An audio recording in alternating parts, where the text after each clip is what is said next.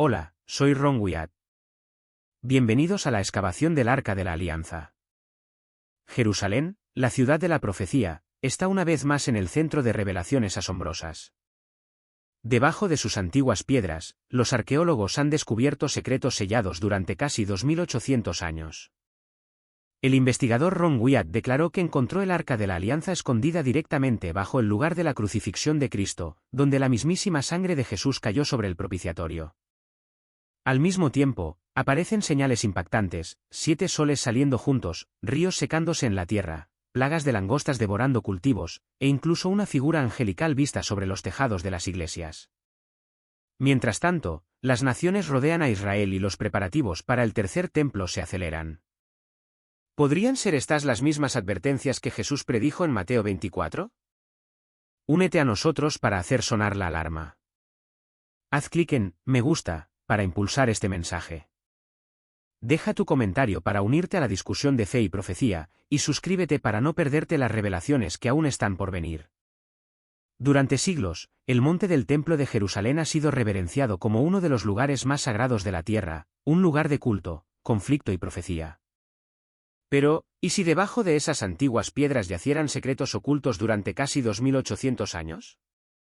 Recientemente, arqueólogos que utilizan tecnología avanzada de penetración terrestre descubrieron cámaras subterráneas selladas que nunca habían sido tocadas desde los días de los reyes de Judá.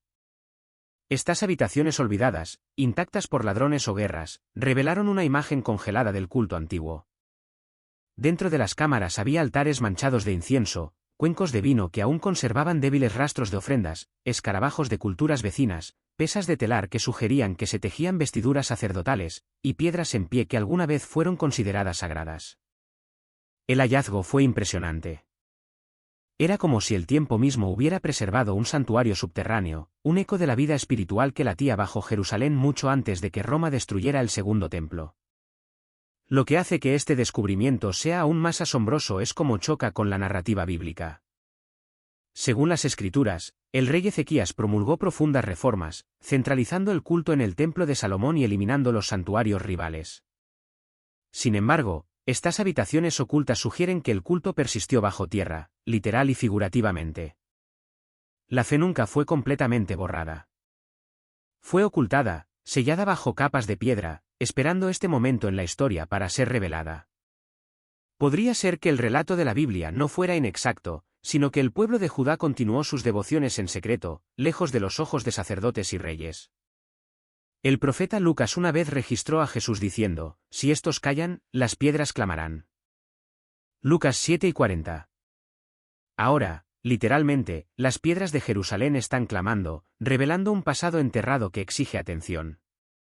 Estos artefactos no simplemente nos hablan de rituales. Exponen la resiliencia de la fe humana, incluso en tiempos de reforma, opresión o silencio.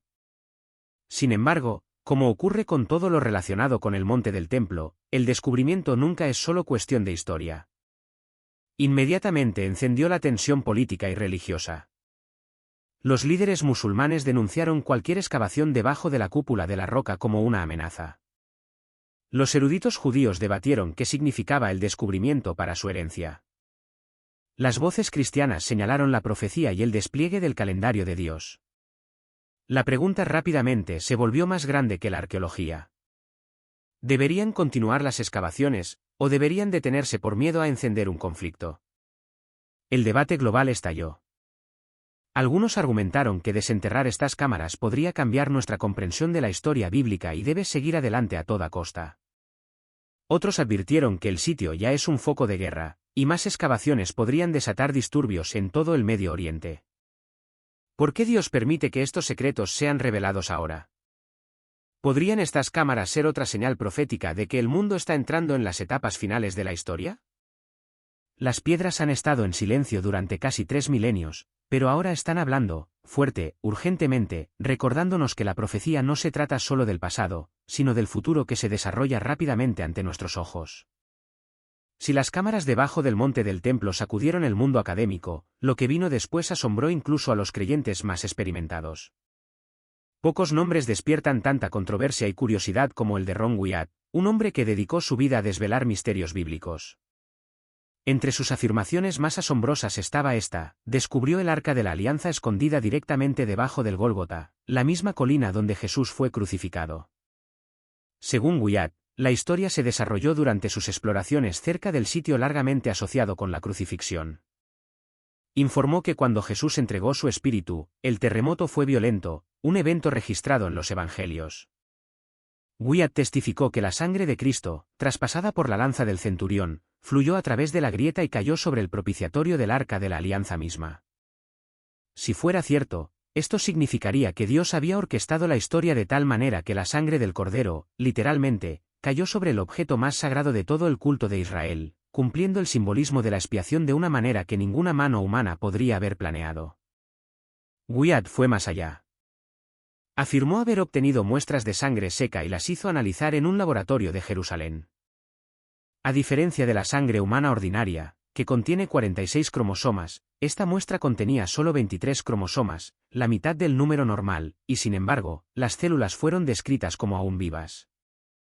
Wyatt la identificó sin dudarlo, la sangre del Mesías. Como si este descubrimiento no fuera lo suficientemente sorprendente, Wyatt también relató un encuentro sobrenatural. Dijo que cuando regresó a la cámara, con la intención de fotografiar y documentar el arca, 4 ángeles se le aparecieron. Se quedaron como guardianes, ordenándole no revelar la evidencia públicamente, diciendo simplemente a otros: es una confirmación de que las cosas santas de Dios permanecen bajo su control, reveladas solo a su hora señalada. ¿Y qué del arca misma? Wyatt describió su contenido exactamente como está registrado en las Escrituras: una vasija de oro llena de maná, un recordatorio de la provisión de Dios en el desierto, la vara de Aarón que había florecido, prueba del sacerdocio escogido por Dios, y las 2 tablas de piedra de los 10 mandamientos, el estándar de santidad divina dado en el Sinaí. Estos objetos sagrados, una vez ocultos, todavía testifican de la rebelión de la humanidad y de la misericordia duradera de Dios. Los escépticos desestiman la historia de Wyatt como imposible de probar. Los partidarios argumentan que su sinceridad y detalle apuntan a algo profundo. Sea aceptado o negado, su testimonio sigue haciendo eco de una posibilidad inquietante, que bajo el suelo de Jerusalén, Dios ya ha sellado su testimonio eterno, esperando que el mundo esté listo. Pero aquí está la pregunta más importante. ¿Por qué estas revelaciones salen a la luz ahora? ¿Por qué Dios permitiría que tales historias emergieran en nuestra generación? ¿Podría ser que esté volviendo nuestras miradas a la cruz, a la sangre, al pacto, justo antes de que suene la trompeta final?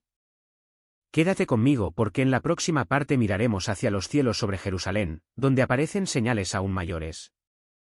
No olvides darle me gusta a este vídeo, comentar tus pensamientos y suscribirte para no perderte lo que viene a continuación. Si la tierra bajo Jerusalén está revelando sus secretos, los cielos de arriba no son menos dramáticos. Testigos oculares en la Ciudad Santa han reportado visiones tan surrealistas que incluso los escépticos se quedan sin respuestas fáciles. Entre las más asombrosas fue un evento en el que 7 soles parecieron levantarse juntos en el horizonte. Vídeos muestran múltiples esferas de luz, cada una proyectando su propia sombra. Calles y tejados se llenaron de gente señalando al cielo, algunos llorando, otros jadeando de miedo. Los científicos intentaron explicarlo como una rara ilusión óptica, quizás refracción atmosférica. Pero para muchos, era inequívocamente apocalíptico. Para ellos, esto no fue un accidente de luz, sino una señal divina que hacía eco de las advertencias de las Escrituras. Luego vinieron los sonidos. Los residentes grabaron largos y profundos toques de trompeta resonando desde el cielo. Los tonos eran pesados, vibrantes e implacables, a diferencia del trueno o el viento. Aquellos familiarizados con las Escrituras recordaron inmediatamente Éxodo 19, cuando los israelitas temblaban en el monte Sinaí. Hubo truenos y relámpagos y una espesa nube sobre el monte y el sonido de una trompeta muy fuerte. Lo que una vez fue historia antigua parecía resonar de nuevo sobre Jerusalén. Pero quizás la visión más inquietante apareció en las nubes. Imágenes virales circularon globalmente, mostrando el contorno de un rostro radiante formándose sobre la ciudad vieja. Muchos juraron que se parecía al rostro de Cristo, ojos brillantes, rasgos iluminados por un extraño resplandor dorado. Los escépticos lo desestimaron como pareidolia, el cerebro humano imponiendo patrones en formas aleatorias. Sin embargo, los presentes testificaron con voces temblorosas, no fue nuestra imaginación. El cielo mismo estaba proclamando su nombre. Una testigo ocular, una peregrina que rezaba cerca del muro de los lamentos, describió otra visión. Dijo, vi una luz de pie en el tejado como un ángel que custodiaba la ciudad santa. La figura estaba vestida de brillantez, con los brazos extendidos como si estuviera protegiendo a Jerusalén. La visión la dejó a ella y a otros en lágrimas, convencidos de que habían vislumbrado un centinela celestial posicionado sobre el lugar escogido por Dios. La Biblia misma habla de tales maravillas. En Lucas 9:25, Jesús advirtió, habrá señales en el sol, la luna y las estrellas, y en la tierra angustia de las naciones. Estos avistamientos no son eventos climáticos aleatorios o trucos de la atmósfera. Son confirmaciones de que los cielos se están alineando con la profecía, señalando a la humanidad que se prepare para lo que viene. Ya sean 7 luces resplandecientes, sonidos de trompeta o el rostro de Cristo en las nubes, los cielos de Jerusalén se han convertido en un teatro de señales.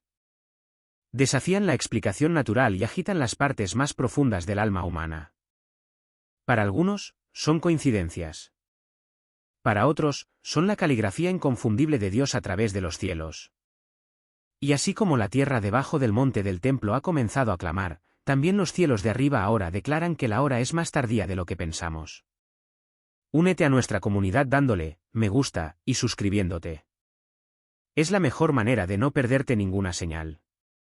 Como si los cielos de arriba no fueran suficientes, la propia tierra de Israel ha comenzado a temblar con sus propias advertencias. Después de más de 20 años sin un brote importante, enjambres de langostas invadieron repentinamente Israel. Los agricultores de Judea y el Negev levantaron la vista para ver los cielos oscurecidos, sus campos despojados en cuestión de horas. Las langostas llegaron en nubes tan espesas que la luz del día se atenuó. Testigos ancianos dijeron que no habían visto tal devastación en sus vidas.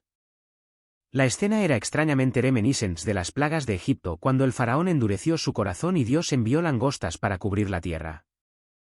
Éxodo 10, 14-15. Pero las señales no terminaron con los insectos. En el valle del Jordán y partes de Judea, ríos y arroyos que habían fluido por generaciones comenzaron a secarse y agrietarse. Los pescadores se quedaron atónitos junto a lechos de ríos vacíos donde antes nadaban peces. Los lugareños susurraban sobre Joel 1:20, los ríos de aguas se han secado, y fuego ha devorado los pastos del desierto. Las escrituras habían hablado de ríos marchitándose como preludio al juicio. Y ahora, bajo el sol abrasador, el suelo de Israel parecía hacer eco de esas antiguas palabras. Mientras tanto, la tierra misma comenzó a agitarse. En los últimos meses, temblores sacudieron el área cerca del Mar Muerto e incluso debajo del monte del templo. Los edificios temblaron, los turistas gritaron y las cámaras de seguridad capturaron el suelo temblando. Aunque los terremotos fueron modestos en magnitud, su ubicación tenía peso. Para muchos, se sentía como si la tierra se estuviera preparando para algo mayor, como si las propias bases de Jerusalén estuvieran advirtiendo de los días venideros. Los científicos, por supuesto, ofrecieron sus explicaciones.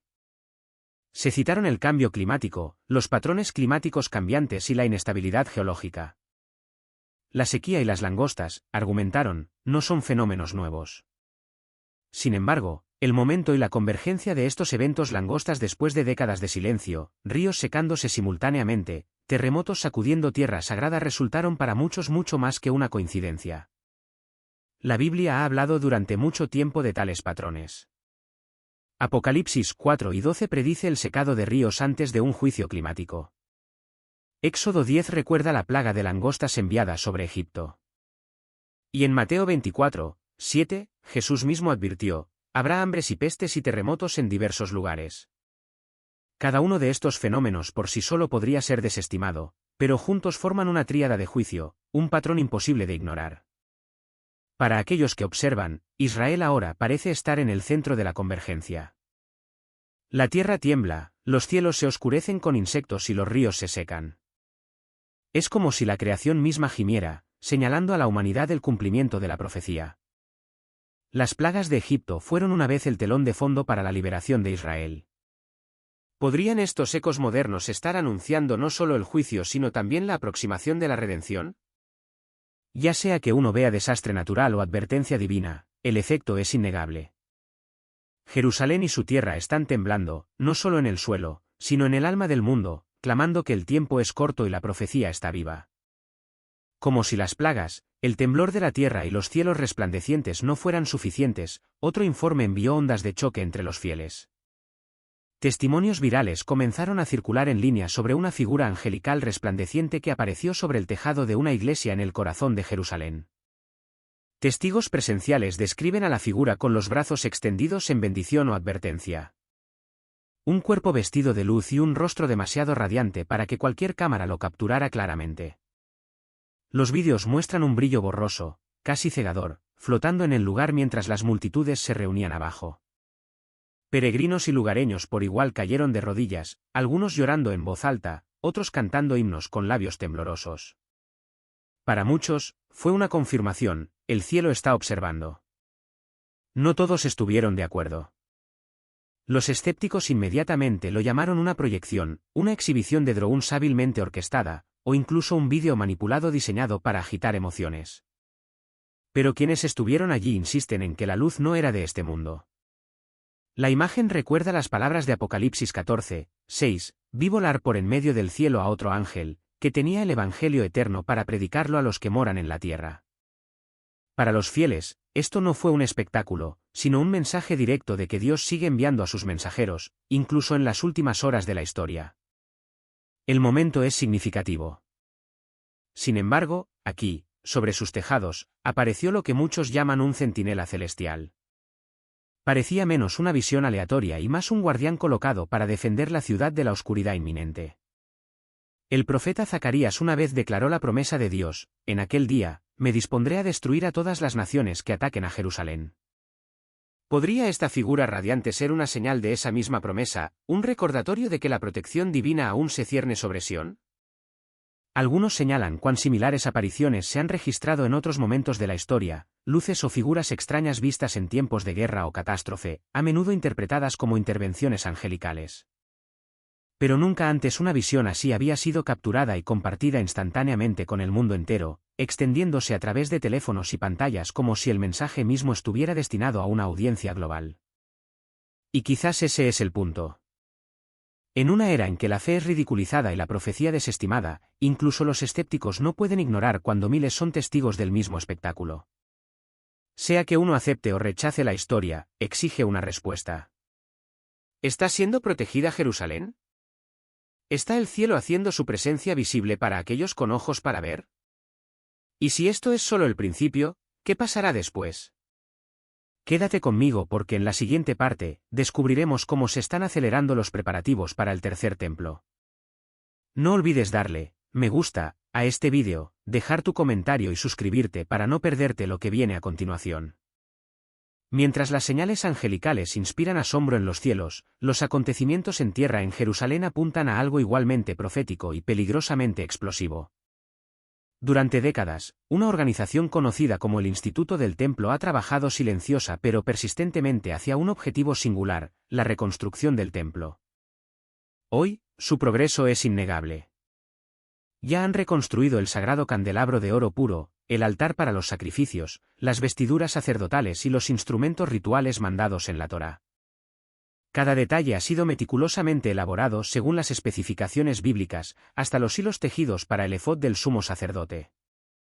En los centros de formación, jóvenes levitas están siendo cuidadosamente preparados, instruidos en las antiguas leyes del sacrificio, listos para realizar rituales que no se han visto en casi 2000 años. La única pieza que falta es el terreno más disputado de la tierra, el propio monte del templo. En su corazón se alza la cúpula de la roca, el tercer lugar más sagrado del Islam, construida sobre la misma base donde una vez estuvieron el primer y el segundo templos.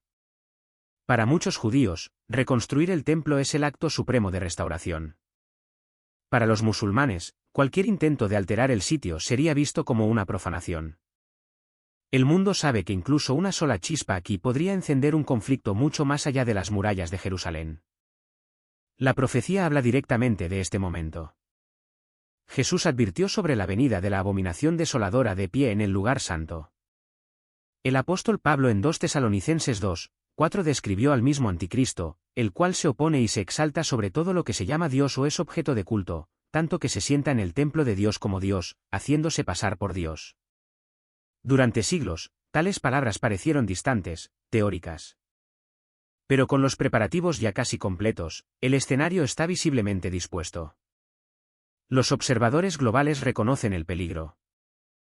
Los diplomáticos advierten que cualquier movimiento hacia la reconstrucción podría desatar una reacción en cadena incontrolable. Algunos lo ven como el posible detonante de una tercera guerra mundial.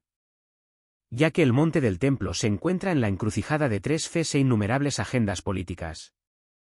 Y sin embargo, para otros, esto no es miedo. Es cumplimiento. Cada vestidura cosida, cada instrumento fabricado, cada levita entrenado es visto como una cuenta regresiva profética, acercándonos al día en que el templo se levante una vez más. La paradoja es sorprendente. Un antiguo sueño de restauración colisiona con la realidad geopolítica moderna. Para otros, es la chispa que podría incendiar el Medio Oriente. De cualquier manera, no se puede ignorar. Los preparativos están completos. La anticipación está creciendo, y la profecía avanza firmemente hacia su clímax. Mientras el monte del templo hierve de expectación, las nubes de tormenta geopolítica se acumulan, más oscuras con cada día que pasa. Israel se encuentra cada vez más aislado, rodeado de retórica hostil y amenazas abiertas. Lo que antes era una oposición dispersa ahora se está convirtiendo en algo mucho más peligroso, alianzas coordinadas. En los últimos años, la alineación de Rusia, Irán, Turquía y China ha llamado la atención tanto de analistas políticos como de estudiantes de profecía. Estas naciones, cada una con sus propias ambiciones, se están acercando económica, militar y diplomáticamente. Para algunos, esto es simplemente una cuestión de política global. Para aquellos que conocen las Escrituras, hace eco de la aterradora visión de Ezequiel 38, la coalición de Gog y Magog descendiendo sobre Israel como una tormenta. Los paralelismos son sorprendentes. Ezequiel describe un vasto ejército reunido del norte que viene contra la tierra del pueblo de Dios en los últimos días. Hoy, la influencia rusa presiona desde el norte. Las fuerzas iraníes se extienden por todo el Medio Oriente. Turquía ejerce su poder, y China proporciona respaldo como superpotencia global. ¿Coincidencia o confirmación? Jerusalén misma se ha convertido en lo que Zacarías previó, una piedra pesada para todos los pueblos. Cada decisión que toma Israel, ya sea para defender sus fronteras, expandir asentamientos o custodiar el monte del templo, provoca una condena inmediata. Los líderes del mundo se encuentran magullados y divididos por sus intentos de llevar la piedra de Jerusalén. Es pesada, inamovible y profética.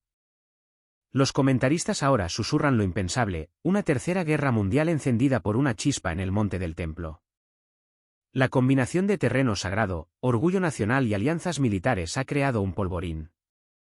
Un acto, un ataque, una declaración, incluso un hallazgo arqueológico, podría incendiar todo el Medio Oriente. Sin embargo, para los fieles, esto no es simplemente geopolítica. Es alineación espiritual. Estas alianzas no son accidentes aleatorios de la diplomacia. Son piezas de ajedrez proféticas que están siendo movidas a su posición por la mano invisible de la historia. Así como las Escrituras lo predijeron, las naciones se están preparando para una confrontación que no solo se tratará de tierra o política, sino del pacto de Dios con su pueblo y el cumplimiento de su palabra. Los titulares pueden hablar de tratados, sanciones y ejercicios militares, pero la realidad subyacente es mucho más profunda. Jerusalén siempre ha sido el epicentro del plan de Dios. Y ahora se está convirtiendo en el punto focal de la furia del mundo. La tormenta que se avecina no es solo una crisis terrenal. Es el desarrollo de la profecía. A medida que estas naciones se acercan, se está preparando el escenario para la confrontación de las edades. Y mientras el mundo tiembla ante la idea de la guerra, aquellos que conocen las Escrituras reconocen que cada alianza, cada amenaza y cada maniobra apuntan a la misma verdad. Desde las cámaras ocultas bajo el monte del templo hasta los cielos sobre Jerusalén. Desde los enjambres de langostas hasta la tierra temblorosa. Desde la visión de ángeles hasta los preparativos para el tercer templo y las alianzas de naciones, las señales están convergiendo. Cada una por sí misma podría ser desestimada como coincidencia. Juntas forman un tapiz profético que no se puede ignorar. Jesús advirtió en Mateo 24 que cuando veamos todas estas cosas, debemos saber que el fin está cerca, incluso a las puertas. Esa frase, a las puertas, es poderosa. Las puertas representan umbrales, transiciones de una realidad a otra. El Arca de la Alianza, si las afirmaciones de Wyatt son ciertas, recibió la mismísima sangre del Cordero. Los cielos claman con señales. La tierra tiembla con advertencias. Las naciones se alinean para el conflicto. Jerusalén, el reloj profético de Dios, avanza cada vez más hacia la medianoche. El mensaje no podría ser más claro. Estamos viviendo en la temporada de convergencia. Pero la pregunta no es simplemente sobre las señales. La verdadera pregunta es sobre la respuesta.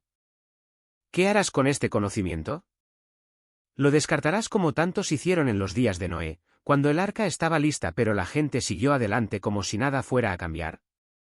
¿O, como las vírgenes sabias de Mateo 25, prepararás tu lámpara, la llenarás de aceite y estarás listo cuando venga el esposo? El llamado final de la profecía no es miedo, es misericordia. Dios no quiere que nadie perezca, sino que todos lleguen al arrepentimiento. Por eso las advertencias se hacen más fuertes, por eso las piedras claman, por eso los cielos brillan con señales.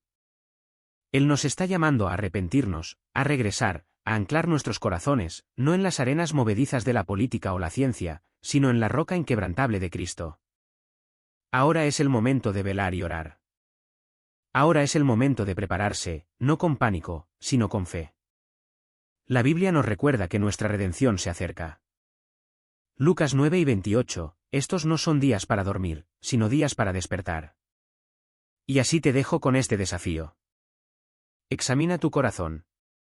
Considera tus pasos. Si el rey regresara esta noche, ¿estarías listo?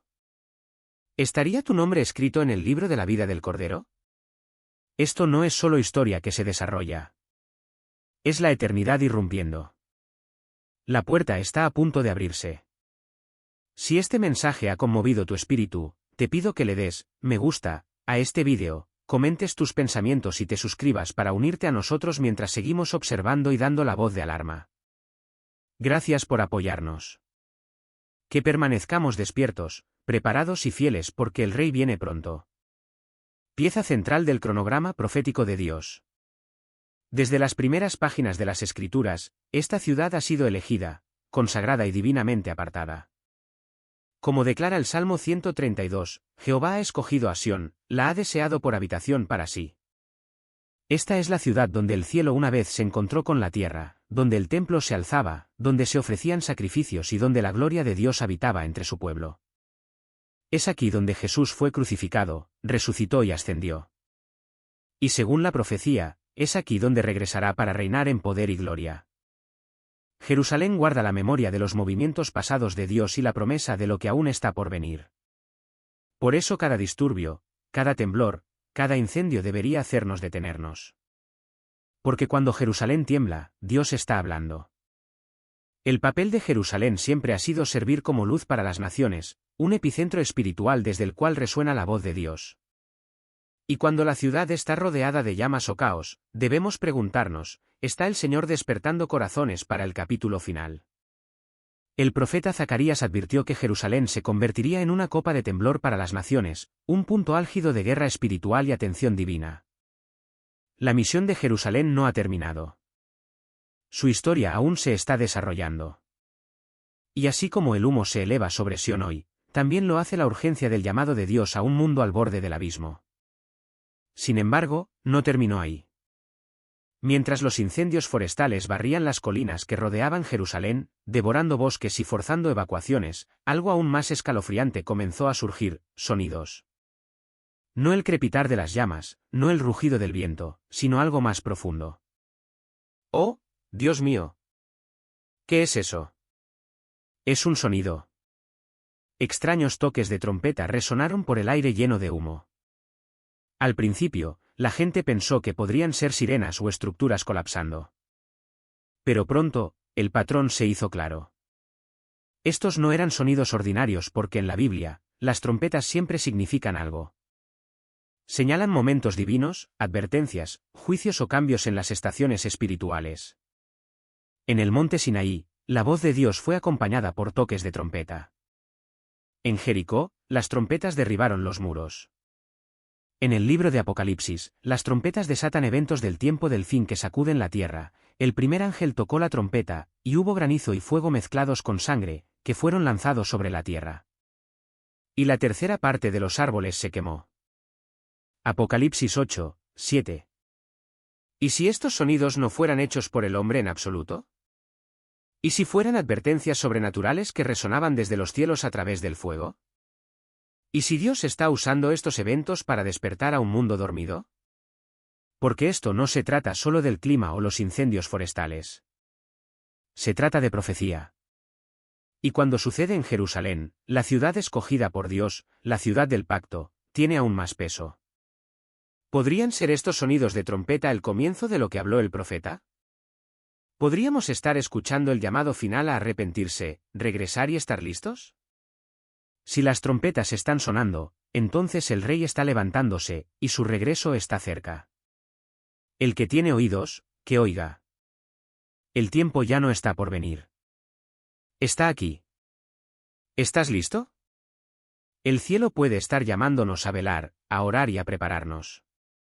Una de las maneras en que Dios muestra su profundo amor por su pueblo es presentándose como su esposo. El profeta habló a Judá, diciendo, tu hacedor es tu esposo.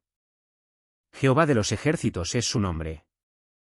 Y tu Redentor, el Santo de Israel, Dios de toda la tierra será llamado. Sin embargo, Israel a menudo actuó como una pareja infiel, apartándose de Dios al adorar ídolos y abandonar su pacto con él. Debido a esta traición espiritual, Dios declaró a través de Jeremías 3, 8-10, yo di carta de repudio a la infiel Israel, y la envié por todos sus adulterios. Pero vi que su hermana, la pérfida Judá, no tuvo temor, sino que también fue y cometió adulterio. Y sucedió que, a causa de la ligereza de su fornicación, la tierra fue contaminada, y cometió adulterio con la piedra y con el palo. Y a pesar de todo esto, su hermana la pérfida Judá no volvió a mí de todo corazón, sino con engaño, dice Jehová. Dios advirtió a Judá que no siguiera el camino de Israel, quien había roto su pacto y profanado la tierra. Debido a su gran pecado, Dios los juzgó. Emitió un divorcio simbólico, enviándolos lejos a través de la invasión asiria que los exilió de su tierra. Aún así, Judá permaneció terca, como si desafiara a Dios a actuar de nuevo.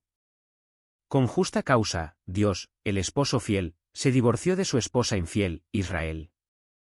Luego vino la pregunta leccionadora, si un hombre se divorcia de su esposa y ella se casa con otro, ¿debería él volver con ella?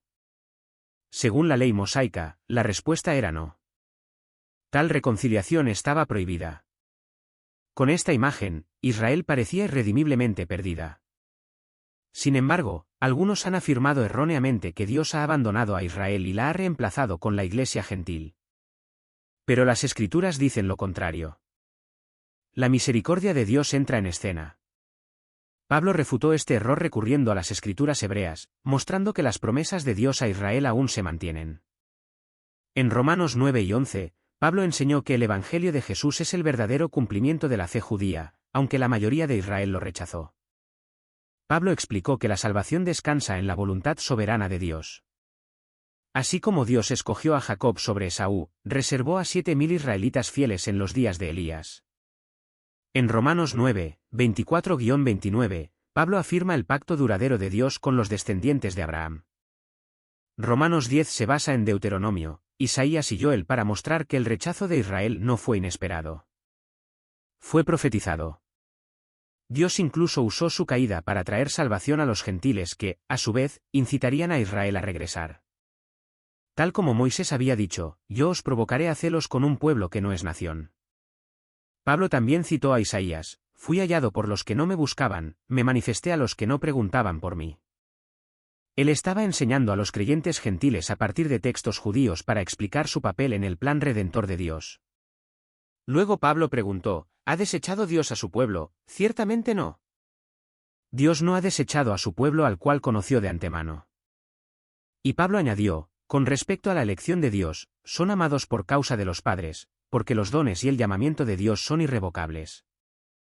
Aunque Dios retrató la condición de Israel como desesperada, nunca cerró la puerta. Su llamado a regresar permanece abierto, y su ira no es para siempre. ¿Podría ser que el amor de Dios sea más fuerte que la rebelión de su pueblo? Dios renueva su llamado. Incluso después de declarar a Israel divorciada, les ruega 3 veces que regresen y experimenten su misericordia. Dios le dio a Oseas un mandato impensable: cásate con una prostituta, sabiendo que sería infiel. Y tal como se esperaba, ella lo dejó, regresando a una vida de inmoralidad. Pero luego, en un momento que desafía la lógica, Dios le dijo a Oseas que fuera tras ella, que la redimiera y que la amara de nuevo. ¿Por qué? Porque el amor implacable de Oseas serviría como un cuadro vivo de la misericordia de Dios hacia su pueblo descarriado. Ámala como el Señor ama a los israelitas, dijo Dios, aunque se volvieron a otros dioses.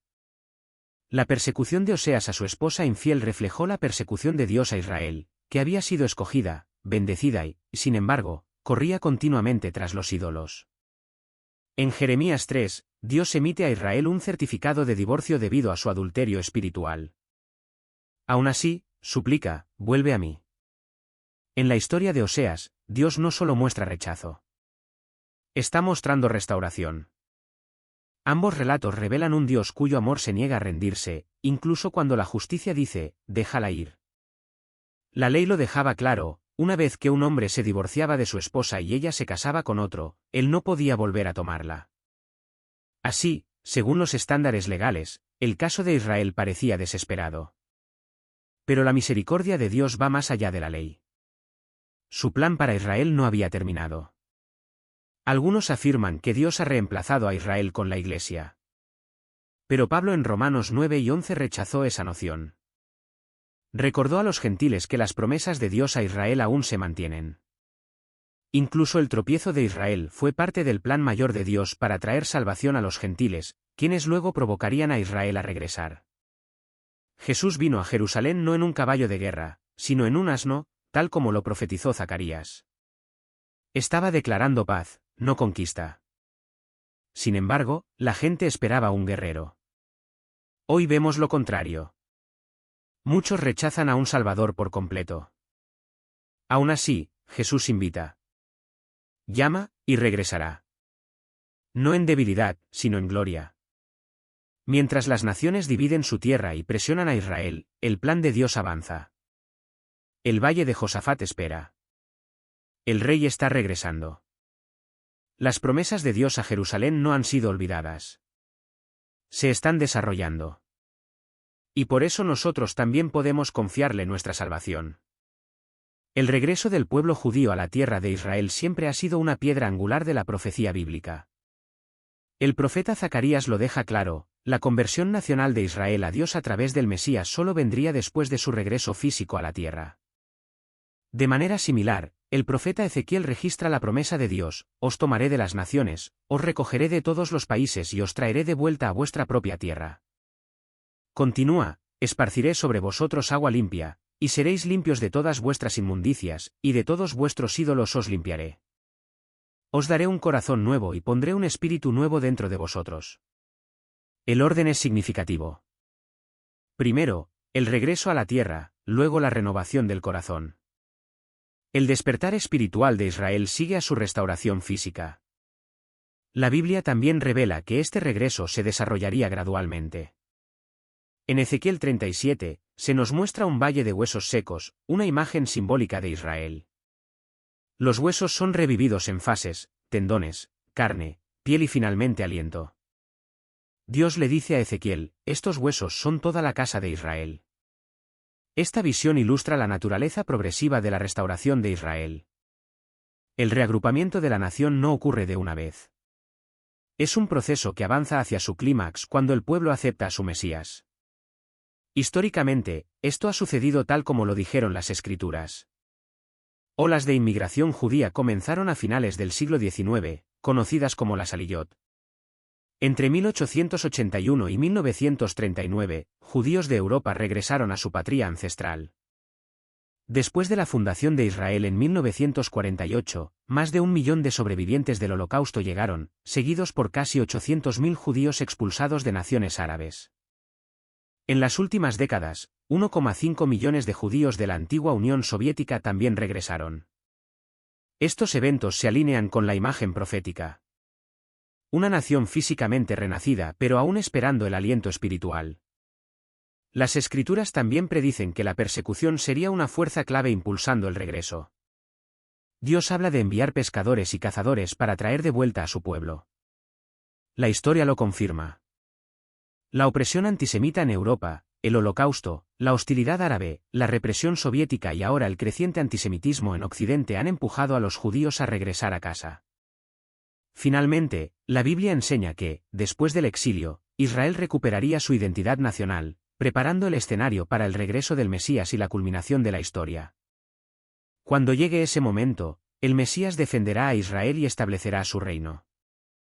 Entonces, ¿se alinean los titulares de hoy con la antigua profecía? ¿Una nación renacida regresó a través de la persecución, aún esperando el avivamiento espiritual? Esto refleja lo que dijo el profeta. El Estado moderno de Israel no es solo una realidad política. Es un cumplimiento profético. El regreso a Sión es un testimonio vivo de la fidelidad de la palabra de Dios. Que un pueblo disperso y perseguido fuera restaurado a su patria después de 2000 años es nada menos que milagroso. Si la profecía se está desarrollando en nuestro tiempo, ¿qué debería significar eso para nosotros? Primero, debemos seguir orando por la paz de Jerusalén. Segundo, debemos reconocer la importancia del evangelismo judío. Si la conversión de Israel a Jesús está ligada a su segunda venida, entonces alcanzar al pueblo judío con el evangelio no es opcional. Es vital. El apóstol Pablo lo expone en Romanos 11, 11-29. Dios no ha rechazado a su pueblo. Y como creyentes, somos llamados a compartir la esperanza de Cristo con ellos para que la plenitud del plan redentor de Dios pueda ser cumplida. Durante casi 1000 años, Israel dejó de existir como nación. Sin embargo, en 1948, en un solo día, el Estado moderno de Israel renació. Este notable evento se erige como un hito importante en el cronograma profético de Dios. Según la profecía bíblica, un futuro templo judío se levantará en Jerusalén a la mitad de la tribulación de 7 años. Aunque hoy no existe ningún templo, el Instituto del Templo en Jerusalén ha realizado preparativos detallados. Si se les concediera acceso al actual monte del templo, controlado por las autoridades musulmanas, la construcción podría comenzar rápidamente. La Biblia también habla de 144.000 evangelistas judíos durante los últimos tiempos. Apocalipsis 7. 2 testigos profetizarán en Jerusalén durante la primera mitad de la tribulación, luego serán asesinados y resucitados antes de ascender al cielo. Apocalipsis 11. Este evento será seguido por un poderoso terremoto que hará que muchos huyan de la ciudad y busquen protección en las montañas. Ezequiel 38 predice una gran coalición de naciones que se levantará contra Israel en los últimos días. En esa batalla, Dios mismo librará a Israel a través de una victoria sobrenatural. Aunque los eruditos difieren en cuanto a su momento, muchos creen que sucederá después del rapto y antes de la mitad de la tribulación.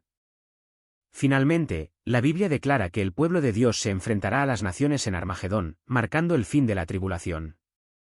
Jesús regresará en poder, derrotará a sus enemigos y establecerá su reinado por 1000 años desde Jerusalén. Después de eso, una rebelión final será aplastada, dando paso a un cielo nuevo, una tierra nueva y la ciudad eterna, la Nueva Jerusalén. Entonces, ¿la situación actual en Israel apunta al tiempo del fin? En cierto modo, sí. El restablecimiento de Israel como nación es una pieza clave de la profecía. Los preparativos para un tercer templo, la creciente hostilidad de las naciones vecinas y las alineaciones políticas globales reflejan lo que la Biblia predijo. Aún así, debemos ejercer discernimiento. No todos los titulares marcan una profecía cumplida. Jesús nos advirtió que no nos dejáramos engañar por el miedo o los falsos mesías, mirad que nadie os engañe. Porque vendrán muchos en mi nombre. Oiréis de guerras y rumores de guerras. Mirad que no os turbéis, porque es necesario que todo esto acontezca, pero aún no es el fin. Mateo 24, 4-6. Aunque las señales se vuelven más intensas, no necesitamos vivir con miedo. Su convergencia nos recuerda vivir fielmente, manteniendo nuestros ojos fijos en Cristo. Dios escogió a Israel no para elevar a un pueblo por encima de otros, sino para traer bendición a todas las naciones. Su pacto no es desechable. Él permanece fiel, no solo por el bien de Israel, sino por la gloria de su propio nombre. La elección de Dios a menudo ofende la razón humana. Confronta nuestro sentido de justicia y desafía nuestra sabiduría. Pero Dios, la fuente de toda justicia y verdad, hace lo que le place, perfecta y rectamente. Un día, el pueblo judío mirará a aquel a quien traspasaron y harán lamento. En ese momento, la restauración de Israel será completa, y el mundo será testigo de las promesas de Dios cumplidas a plena vista. Su reino vendrá. Su voluntad será hecha desde Jerusalén hacia los confines de la tierra. Sí, el pueblo judío a menudo se describe como igual que todos los demás, solo que más aún. Y en cierto sentido, eso es cierto. No porque sean más merecedores, sino porque Dios los eligió. Esa elección aún se mantiene. Ser elegido no siempre ha parecido un regalo.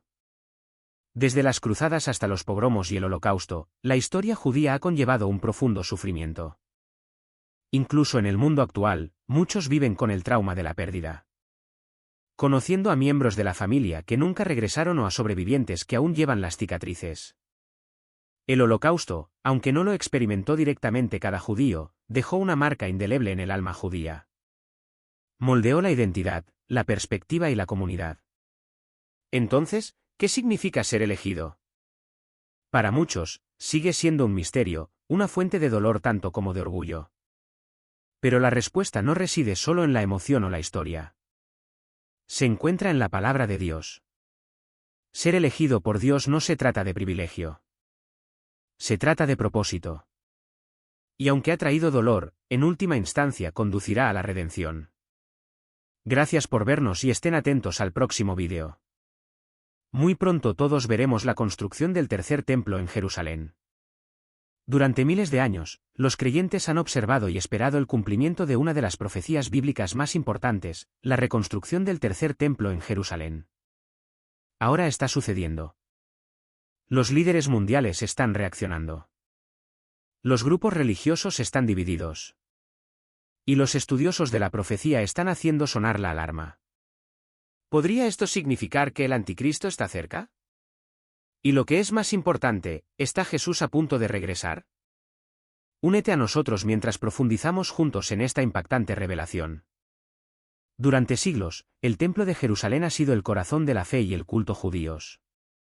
El primer templo, construido por el rey Salomón alrededor del 957 a.C., fue el lugar más sagrado para el pueblo judío hasta su destrucción por los babilonios en el 586 a.C. Décadas más tarde, el segundo templo fue reconstruido en el 516 a.C., solo para ser demolido por los romanos en el 70 después de Cristo, marcando un punto de inflexión en la historia judía. Durante casi 2000 años, el pueblo judío ha estado sin un templo. Sin embargo, la creciente especulación y los acontecimientos que se desarrollan sugieren que el tan esperado tercer templo podría pronto convertirse en una realidad. Si estos desarrollos son ciertos, podrían señalar no solo un momento histórico para Israel, sino un evento transformador para el mundo entero. ¿Podríamos estar presenciando el cumplimiento de la profecía bíblica? Espera un segundo. Toca el botón de me gusta, deja un comentario abajo y no olvides compartir este vídeo con tus amigos. Muy bien, sigamos. Durante años, los preparativos para el tercer templo han avanzado constantemente, en gran parte tras bambalinas. El Instituto del Templo, una organización en Jerusalén dedicada a esta misión, ha estado trabajando meticulosamente para asegurar que, cuando llegue el momento, todo lo necesario para el culto en el templo esté listo. Casi todos los objetos sagrados requeridos para los rituales del templo han sido reconstruidos según las especificaciones bíblicas. Entre ellos se encuentra el candelabro de oro, una característica central del antiguo templo, que ya está elaborado y en exhibición pública en Jerusalén. La mesa de los panes de la proposición, donde se colocan 12 panes semanalmente, ha sido completada. Otros elementos clave como el altar de oro, las vestiduras sacerdotales, las trompetas de plata y los incensarios están completamente funcionales y preparados para su uso inmediato. Estas no son meras réplicas para la preservación histórica. Están destinadas a un templo operativo. Sin embargo, tener los objetos físicos es solo una parte de la ecuación. Un desafío mayor reside en cumplir los requisitos de purificación necesarios para que el culto en el templo pueda reanudarse. Según la ley bíblica, tanto el templo como sus sacerdotes deben ser purificados ritualmente antes de que puedan realizarse sacrificios. Y para esto, se necesita un elemento raro y crucial, una novilla roja. Números 19:2 detalla un mandato específico. Solo las cenizas de una novilla roja, una vaca sin mancha ni defecto, pueden usarse en el ritual de purificación. Durante siglos, encontrar un espécimen tan impecable ha sido casi imposible. Pero en 2022, se produjo un avance significativo. 5 novillas rojas fueron importadas de Texas a Israel. Cada una inspeccionada cuidadosamente para asegurar que cumplieran los estándares bíblicos. Ahora, después de 3 años de cuidadoso monitoreo, estas novillas han alcanzado la edad requerida para el sacrificio. Y el Instituto del Templo ha anunciado oficialmente una fecha, Pascua de 2025. Esto marca la primera vez en la historia moderna que novillas rojas que cumplen las calificaciones bíblicas han sido preparadas para el sacrificio en Israel. Para muchos, este momento representa un punto de inflexión. La señal más clara hasta ahora de que la construcción del tercer templo podría ser inminente. Sin embargo, otros siguen siendo escépticos, enfatizando que aún quedan grandes obstáculos en el camino para que esta visión se convierta en realidad. La perspectiva de reconstruir el templo es muy controvertida. Para muchos creyentes judíos, representa el cumplimiento definitivo de la profecía, la restauración del culto en el templo y la llegada de la era mesiánica. El libro de Ezequiel proporciona una descripción detallada de un futuro templo, lo que lleva a algunos a creer que su construcción es inevitable. Para los cristianos, el significado del templo se ve a través de una lente profética diferente. Algunos lo ven como un paso necesario en la profecía bíblica, estrechamente vinculado a la segunda venida de Cristo. Otros, sin embargo, advierten que podría preparar el escenario para futuras turbulencias, citando 2 Tesalonicenses 2:4, que describe una figura declarándose divina dentro del templo, un evento que muchos asocian con el anticristo. Más allá de las perspectivas religiosas, existen inmensos desafíos políticos a considerar. El sitio donde una vez estuvieron el primer y el segundo templos está ahora ocupado por la Cúpula de la Roca, uno de los lugares más sagrados del Islam. Cualquier intento de reconstruir el templo en este lugar podría provocar disturbios generalizados, no solo en Israel, sino en todo el mundo musulmán. Durante décadas, líderes políticos, historiadores y analistas han debatido si tal proyecto podría alguna vez avanzar sin desencadenar un conflicto regional o incluso global. Sin embargo, la historia ha demostrado que cada vez que un templo se ha erigido en Jerusalén, ha sido el centro de eventos que han cambiado el mundo. La destrucción del templo de Salomón llevó al exilio judío. La caída del segundo templo marcó el comienzo de la diáspora judía. Si se construye un tercer templo, ¿qué tipo de transformación traerá? ¿Iniciará una era de cumplimiento divino y paz? ¿O podría ser el catalizador de una agitación sin precedentes? Antes de continuar, considera enviar un super chat para apoyarnos. Cada contribución ayuda. Muchas gracias. ¿Cómo responderá el mundo al tercer templo? Durante siglos, la perspectiva de reconstruir el templo en Jerusalén ha sido más que un sueño religioso. Ha simbolizado la fe, ha alimentado tensiones políticas y se ha entrelazado con visiones proféticas que muchos creen que tienen un significado para Israel y el mundo entero. Ahora, el Sanedrín ha reavivado esta visión, haciendo un llamado no solo al pueblo de Israel, sino también a las comunidades judías de todo el mundo para que participen en lo que podría ser uno de los momentos más cruciales de la historia judía moderna, la construcción del tercer templo. Este llamado es más que una apelación espiritual. Es una convocatoria, una invitación y un desafío. Desde las bulliciosas calles de Nueva York hasta los centros históricos de Europa, desde Sudamérica hasta Australia, se insta a los judíos de todo el mundo a regresar a Israel y desempeñar un papel en la configuración de lo que puede ser un punto de inflexión profético. Sin embargo, la reconstrucción del templo no es únicamente una cuestión de devoción religiosa. Es un complejo esfuerzo político y diplomático, que no puede realizarse sin el reconocimiento y el apoyo internacional. Comprendiendo esto, el Sanedrín ha contactado a líderes mundiales, buscando no solo su respaldo, sino también su capacidad para influir en políticas que podrían allanar el camino para la construcción del templo. Dos figuras destacan en estos esfuerzos, el presidente ruso Vladimir Putin y el expresidente estadounidense Donald Trump. La postura de Putin es particularmente intrigante. Como líder de una nación profundamente involucrada en los asuntos de Oriente Medio, su relación con Israel ha sido moldeada por el pragmatismo estratégico. Si bien Rusia mantiene fuertes lazos con Israel, también ejerce una considerable influencia sobre naciones árabes clave como Siria e Irán. Si Putin respaldara la reconstrucción del templo, ¿cómo afectaría eso sus alianzas en el mundo musulmán? ¿Arriesgaría alienar a sus socios de Oriente Medio? ¿O podría aprovechar esto para redefinir la influencia de Rusia en la región? Trump, por su parte, ya ha dejado una huella duradera en el estatus de Jerusalén. La decisión de su administración de reconocer a Jerusalén como capital de Israel fue recibida con aclamación y controversia. Además, los acuerdos de Abraham, que normalizaron las relaciones entre Israel y varias naciones árabes, fueron negociados bajo su liderazgo. Dada su historia de acciones audaces y disruptivas en el escenario mundial, es concebible que respalde la visión del Sanedrín. Pero incluso para Trump, quien nunca ha evitado las decisiones controvertidas, ¿sería apoyar la construcción del tercer templo un paso demasiado lejos?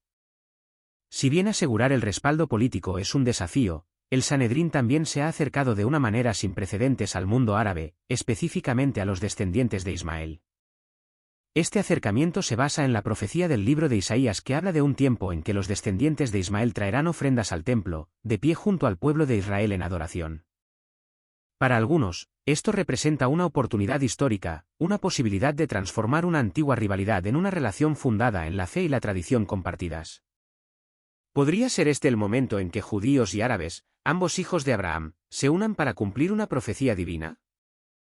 ¿Podrían los descendientes de Isaac e Ismael, largamente divididos, unirse en un acto extraordinario de reconciliación y fe?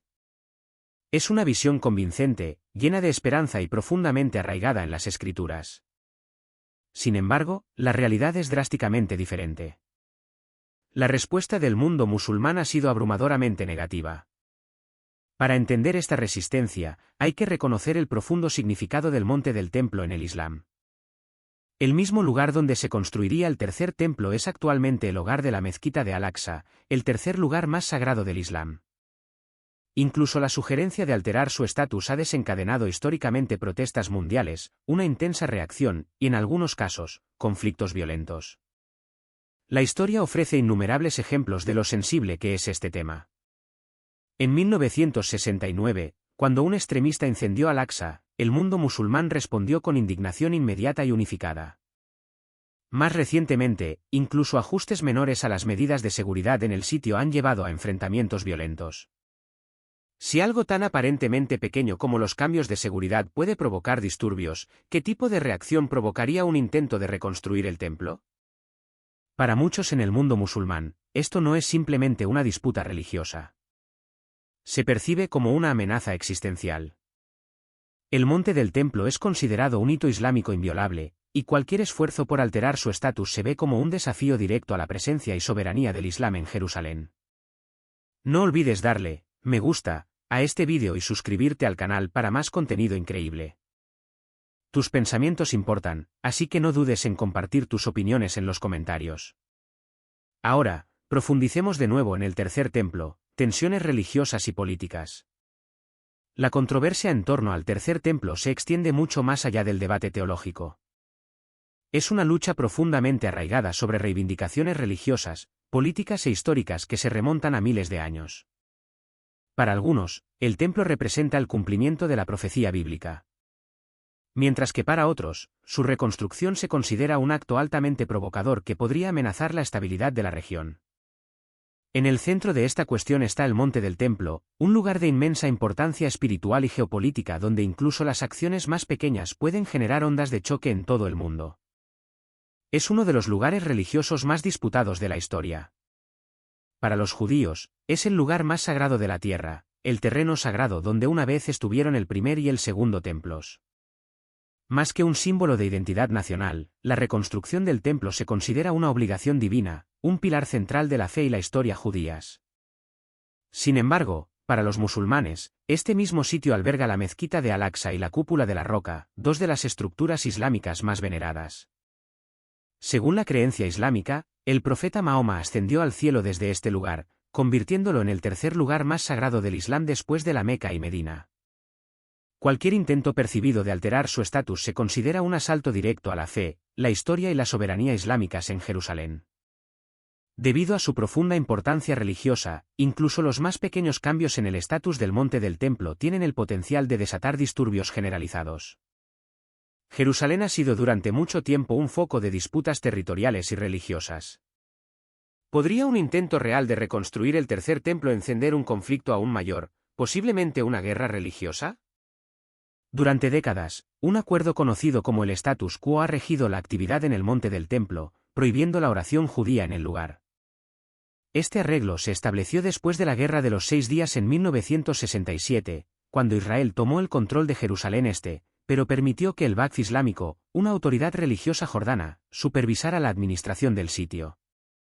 Bajo estos términos, a los judíos y otros no musulmanes se les permitía visitar el monte del templo, pero el culto religioso estaba estrictamente prohibido. En los últimos años, sin embargo, este delicado equilibrio ha comenzado a cambiar. Ya sea debido a cambios políticos o a la evolución de las actitudes sociales, los movimientos judíos que abogan por la reconstrucción del templo se han vuelto cada vez más vocales, desafiando las restricciones de larga data. Pequeñas reuniones de oración judía han ocurrido en el monte del templo, a menudo aumentando las tensiones con los fieles musulmanes. Los partidarios argumentan que estas reuniones son una cuestión de libertad religiosa. ¿Por qué? Preguntan, ¿se les debería prohibir a los judíos orar en su lugar más sagrado? Sin embargo, desde la perspectiva musulmana, estos desarrollos no tratan de derechos religiosos, sino de poder. La creciente presencia judía en el monte del templo se considera un esfuerzo estratégico para reclamar el control sobre un sitio que los musulmanes consideran exclusivamente suyo. La pregunta sigue siendo, ¿llevará esta escalada de disputas sobre fe y soberanía a una crisis mayor, o existe un camino hacia la coexistencia? Para muchos en el mundo musulmán, este problema va más allá de la práctica religiosa. Se ve como una lucha por el control. Una creciente presencia judía en el monte del templo se percibe como una invasión gradual, un intento de reclamar un sitio que los musulmanes consideran exclusivamente suyo. Las tensiones están escalando, y cualquier cambio oficial, como un cambio en la política israelí que permita la oración judía abierta, podría provocar una grave crisis. Tal movimiento no solo podría inflamar los disturbios locales, sino también arrastrar a las naciones árabes vecinas, lo que podría desencadenar conflictos regionales más amplios. El hecho de que estos rituales religiosos se hayan llevado a cabo cerca de la mezquita de Al-Aqsa ha alimentado aún más las sospechas y la ira entre los líderes palestinos y musulmanes. Para ellos, estas acciones no son solo gestos simbólicos. Son señales deliberadas de que los defensores del tercer templo están haciendo avanzar su agenda independientemente de la oposición. Los líderes palestinos han condenado repetidamente estos rituales como provocadores, advirtiendo que podrían llevar a disturbios y violencia generalizados. Algunos sospechan que existe una estrategia a largo plazo, aumentando gradualmente la actividad religiosa judía en el monte del templo para normalizar la idea de reconstruir el tercer templo. Sea o no este el caso, la percepción por sí sola es suficiente para inflamar las tensiones. ¿Podría el tercer templo desencadenar un conflicto? La respuesta simple, sí. La historia ha demostrado que incluso los actos simbólicos relacionados con el monte del templo pueden encender la violencia. En 2000, la segunda intifada estalló tras una visita del entonces primer ministro israelí Ariel Sharon. Lo que se pretendía como una declaración política se convirtió rápidamente en un levantamiento a gran escala que duró años. Si una sola visita pudiera provocar tal caos, ¿qué provocaría la construcción real de un templo? Muchos temen que un intento de reconstruir el templo podría incitar otro levantamiento palestino, posiblemente incluso una tercera intifada. Otros advierten que podría escalar a una guerra religiosa más amplia, involucrando a naciones árabes e incluso llevando a la participación global. Con las tensiones existentes entre Israel y adversarios regionales como Irán, Hezbollah y Hamás, el potencial de conflicto es innegable. Sin embargo, algunos creen que, si se aborda con cuidado, el proyecto podría llevarse a cabo sin derramamiento de sangre. Señalan los acuerdos de Abraham, acuerdos históricos que normalizaron las relaciones entre Israel y varias naciones árabes, como evidencia de que las soluciones diplomáticas son posibles. ¿Podrían negociaciones similares proporcionar un camino para el acceso compartido al monte del templo? ¿Podría forjarse un acuerdo que permita a judíos y musulmanes coexistir pacíficamente en el lugar sagrado?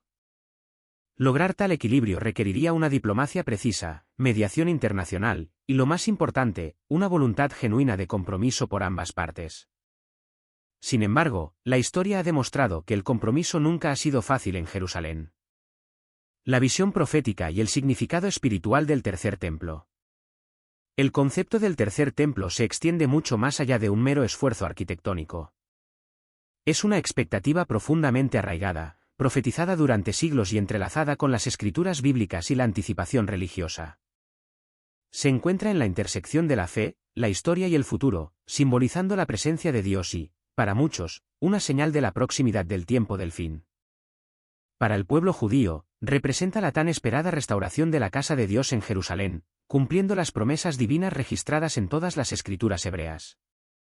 Para muchos cristianos, el templo es un marcador profético clave, que presagia los eventos finales antes del regreso de Jesucristo.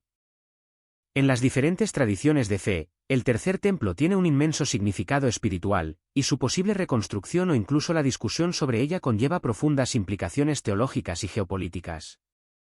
Pero, ¿qué dice realmente la Biblia sobre el tercer templo? ¿Es inevitable su construcción? Y si es así, ¿qué papel juega en el plan divino de Dios? Las Escrituras contienen numerosas referencias a un futuro templo, uno que desempeñará un papel fundamental en la culminación de la historia. Algunas de estas profecías aparecen en el Antiguo Testamento, mientras que otras se encuentran en el Nuevo Testamento, donde se asocian estrechamente con el tiempo del fin. Una de las profecías más notables se encuentra en Daniel 9 y 27, donde el profeta habla de un gobernante que establecerá un pacto solo para luego romperlo al entrar al templo y profanarlo. Esta figura a menudo se identifica como el anticristo, lo que sugiere que el templo debe existir antes de que se desarrollen los eventos apocalípticos finales. Jesús mismo hace referencia a esta profecía en Mateo 12 y 15, advirtiendo a sus seguidores que estén atentos a la abominación desoladora de pie en el lugar santo. Muchos interpretan esta declaración como una confirmación más de que se construirá un tercer templo solo para ser profanado durante el periodo de la tribulación. El apóstol Pablo también habla del templo en 2 Tesalonicenses 2, 4, describiendo cómo el anticristo entrará en él y se proclamará a sí mismo como Dios. Este pasaje refuerza la creencia de que el templo se convertirá en un escenario central para los eventos globales donde el engaño espiritual y el conflicto alcanzarán su clímax. Para aquellos que interpretan estas profecías literalmente, el tercer templo no es solo una posibilidad hipotética. Es una certeza, un elemento clave en el cronograma divino que marcará el comienzo de la lucha final entre el bien y el mal. Vivir para agradar a Dios. En cuanto a otras cuestiones, hermanos y hermanas, os instruimos sobre cómo vivir para agradar a Dios, como de hecho, lo estáis haciendo. Ahora, os pedimos y os instamos en el Señor Jesús a que lo hagáis cada vez más. 2. Pues ya sabéis qué instrucciones os dimos por la autoridad del Señor Jesús. 3. Porque la voluntad de Dios es vuestra santificación, que os apartéis de inmoralidad sexual. 4. Que cada uno de vosotros sepa controlar su propio cuerpo de una manera santa y honorable. 5. No en pasiones desordenadas, como los paganos que no conocen a Dios. 6. Y que en este asunto nadie agravie ni defraude a su hermano o hermana. Porque el Señor castigará todas estas cosas, como ya os lo hemos dicho y advertido antes. 7. Pues Dios no nos ha llamado a inmundicia, sino a santificación. 8. Así que, el que desecha esto, no desecha a hombre, sino a Dios, quien también nos dio su Espíritu Santo. 9. En cuanto al amor fraternal, no tenéis necesidad de que os escribamos, porque vosotros mismos habéis sido enseñados por Dios a amaros unos a otros. 10. Y de hecho, lo hacéis así con todos los hermanos en toda Macedonia. Pero os rogamos, hermanos, que abundéis en ello más y más. 11. Y que procuréis tener tranquilidad, y ocuparos en vuestros asuntos, y trabajar con vuestras manos de la manera que os hemos mandado. 12. Para que andéis honestamente para con los de afuera, y no tengáis necesidad de nada. A los ojos de muchos republicanos, estamos viviendo en tiempos casi bíblicos. Porque esto, según ellos, es el momento de la segunda venida. La segunda venida de Donald Trump. Este hombre, a quien han convertido casi en una deidad, ha resucitado de entre los muertos políticos y ha regresado a Washington como el autoproclamado Salvador de América. O así lo declaran sus seguidores con voces temblorosas de reverencia. Ha sobrevivido a las lanzas legales que le arrojaron los Goliaths demócratas, sus implacables ejércitos de fiscales y expertos, sus trampas judiciales y emboscadas congresionales. Ha resistido las flechas del escándalo, las rocas del impeachment y las antorchas ardientes de los escribas principales que buscaron arrojarlo al abismo de la irrelevancia. Ni siquiera la bala disparada por un aspirante asesino de entre sus propios discípulos políticos pudo vencerlo. Los cielos mismos, insisten sus seguidores, lo han protegido, preservándolo para que pueda caminar una vez más sobre las aguas turbias de los pantanos creados por aquellos que lo precedieron. Su camino es el único camino.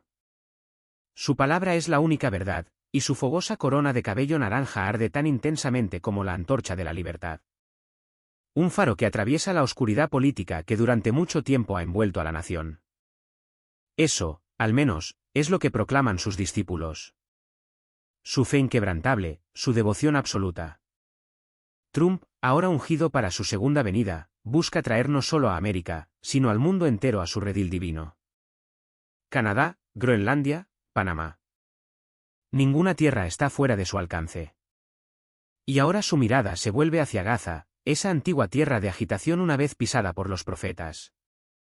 Él vislumbra un paraíso allí, una tierra donde las calles brillan con oro, donde bulevares bordeados de palmeras conducen a playas relucientes, y donde sus fieles pueden verlo de vez en cuando caminando sobre las olas. Y en Washington, el templo del capitalismo, asume su misión sagrada. Como el Mesías expulsando a los cambistas de los atrios sagrados, persigue a los burócratas y a los globalistas de sus salones de mármol. Levanta su cetro, jurando levantar las aplastantes cargas fiscales impuestas por los demócratas romanescos, prometiendo prosperidad a aquellos que se arrodillan en homenaje. Sus milagros son muchos, sus maravillas incalculables. Sus palabras, aunque a veces pronunciadas en acertijos, reverberan a través de los anales de la historia. Ha prometido a sus discípulos que limpiará las Sodomas y Gomoras de América, expulsará a los incrédulos, sacará a los indignos de la tierra prometida y guiará a su rebaño por los caminos de la justicia. Sus seguidores no dudan de él. Se arrodillan ante el altar de sus mítines, vestidos con las vestiduras rojas de la devoción, sus cánticos elevándose a los cielos. Y entre los milagros realizados en su viaje, uno de los más grandes es la conversión de Elon Musk, un Saulo moderno convertido en Pablo. Musk, que una vez caminó por el sendero del escepticismo, que se burló y denigró, ahora ve con nuevos ojos. Su revelación no llegó en el camino a Damasco, sino en el camino a Washington. Una vez cegado por la duda, ahora ve la luz. Su transformación tan completa como misteriosa. Ahora se arrodilla a la diestra del trono del poder, un discípulo del Gran Uno, predicando el evangelio de su maestro con fervor y ambición tecnológica. ¿Le llegó a Musk una gran visión? ¿Fue derribado, aunque sea metafóricamente, antes de su transformación? Es incierto, pero lo que está claro es que ahora sirve con celo inquebrantable, construyendo nuevos altares en forma de satélites y carros eléctricos, elaborando tecnologías que asegurarán que el reino de Trump no flaquee. ¿Y hay de aquellos que nieguen la segunda venida? Los infieles, aquellos que cuestionan la voluntad de Trump, son expulsados del redil, tachados de herejes, sus nombres pronunciados solo con desdén. Aquellos que se atreven a blasfemar contra el evangelio de sus políticas son recibidos con ira, despreciados por sus creyentes, ridiculizados con palabras de justa furia. Solo hay un camino, el camino de Trump, y a él todos deben someterse. ¿Durará su reinado 1000 años? ¿Serán los arcángeles demócratas, los nefastos agentes de la duda, arrojados a un lago de fuego? Sus seguidores parecen creerlo. ¿No profetizó que si la gente lo seguía, no habría más elecciones, no más desafíos a su mandato divino? ¿No estaba escrito en tweets de hace mucho tiempo que solo él podía salvarnos? Para sus discípulos, él siempre fue y siempre será el alfa y omega de la política estadounidense, el elegido enviado desde arriba para guiar a su pueblo a través del valle del globalismo y hacia los pastos del verdadero nacionalismo. Él nos mostrará el camino, o eso creen ellos. Y si un día ascendiera, no es imposible que Musk, su apóstol más devoto, le proporcione la nave de su rapto. Un carro celestial fabricado por SpaceX, un cohete hacia las mismísimas puertas celestiales. Quizás Musk tenga una tarea aún mayor. Quizás sea el quien componga el texto sagrado, el libro de Trump. Con páginas doradas y cubiertas de cuero grabadas con el emblema del imperio, se colocará en los cajones de los hoteles de todo el mundo junto a la Biblia de Gedeón, asegurando que el evangelio de Trump se extienda por todas las naciones. ¿Es esta obsesión con Trump un mero culto, como algunos han afirmado? ¿O ha trascendido la política, convirtiéndose en una fe nueva y ferviente? Una religión de banderas y eslóganes, de mítines y cánticos, de creencia inquebrantable en doctrinas sagradas tuiteadas desde los cielos. Quizás por eso ninguno de sus discípulos se inmutó cuando sugirió que América reclamara Gaza, expulsando a los infieles como hizo Josué en la tierra prometida. Leche y miel. No. En este nuevo reino, los arroyos fluirán con dólares, y la tierra se convertirá en la Riviera de Trump. ¿Y quién entre los fieles se atrevería a cuestionarlo? Porque si su destino es reclamar la Tierra Santa, entonces debe ser la divina providencia la que lo guía. Sus seguidores marcharán, sus estandartes alzados, sus voces elevadas en alabanza, sabiendo que esta es la voluntad del elegido. Pero cuidado, si Trump y Musk, los más ricos y poderosos entre nosotros, heredan la tierra, ¿qué esperanza queda para los humildes? Si ascienden al trono del mundo, con cetros en mano, ¿no es este el capítulo final de una profecía inquebrantable? ¿Y si sus discípulos te dicen que así lo ordenó Dios? ¿Qué argumento queda? ¿Qué más se puede decir? Amén. ¿Qué dice la Biblia sobre Jesús como rey? La Biblia habla profundamente sobre el reinado de Jesucristo, revelándolo como central para su identidad y misión. Desde las profecías del Antiguo Testamento hasta el cumplimiento del Nuevo Testamento, vemos un hilo conductor consistente que proclama a Jesús como el rey mesiánico prometido. En las Escrituras hebreas, encontramos numerosas profecías que señalan a un futuro rey de la línea de David. El profeta Isaías declaró, «Porque un niño nos ha nacido, un hijo se nos ha dado, y el gobierno estará sobre sus hombros». Isaías 9, 6. Esto predice la venida de Jesús como gobernante y rey. Escriba 2012. De manera similar, el profeta Zacarías proclamó, «He aquí, tu rey viene a ti, justo y victorioso, humilde y montado en un asno». Zacarías 9, 9, una profecía cumplida en la entrada triunfal de Jesús en Jerusalén. El Nuevo Testamento identifica explícitamente a Jesús como este rey prometido. En los Evangelios, vemos a los magos buscando al rey de los judíos, Mateo 2, 2, y la inscripción de Pilato en la cruz que decía, Jesús de Nazaret, el rey de los judíos, Juan 7 y 19. Jesús mismo habla de su reino, aunque a menudo en términos paradójicos que desafían las nociones terrenales de la realeza.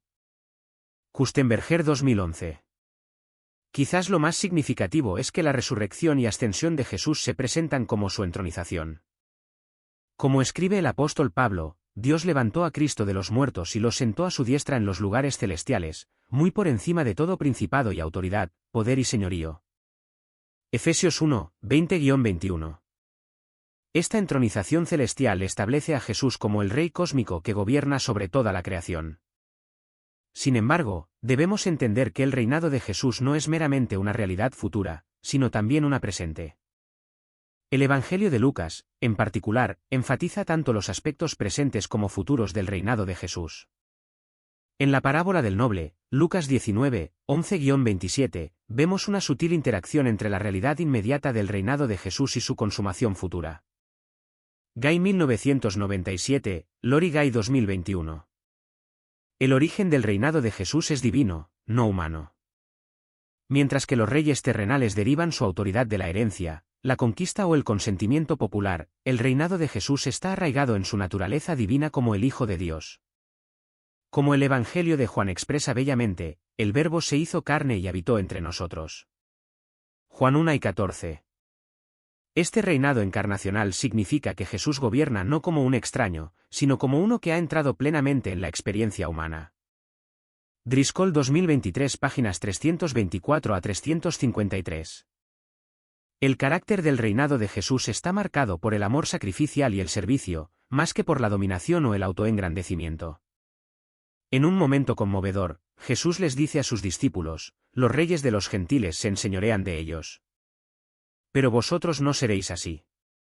Antes bien, El mayor entre vosotros sea como el más joven, y el que dirige como el que sirve. Lucas 22, 25-26. Este reinado de siervo encuentra su máxima expresión en la voluntad de Jesús de morir en la cruz por sus súbditos. Landry 2016 página 5. El alcance del reino de Jesús trasciende las fronteras terrenales. Mientras que los reyes humanos gobiernan sobre territorios limitados, el dominio de Jesús es universal y eterno. Como proclama el libro de Apocalipsis, Él es Rey de reyes y Señor de señores. Apocalipsis 7 y 16. Este reinado cósmico abarca no solo el ámbito físico, sino también el espiritual, ofreciendo liberación del pecado y la muerte. Frederickson 1999. Los medios por los cuales Jesús establece su reino son radicalmente diferentes. En lugar de la fuerza militar o las maniobras políticas, el reino de Jesús avanza a través de las herramientas aparentemente débiles del amor, la verdad y el autosacrificio. Como declaró a Pilato, mi reino no es de este mundo. Si mi reino fuera de este mundo, mis servidores pelearían. Juan 6 y 36.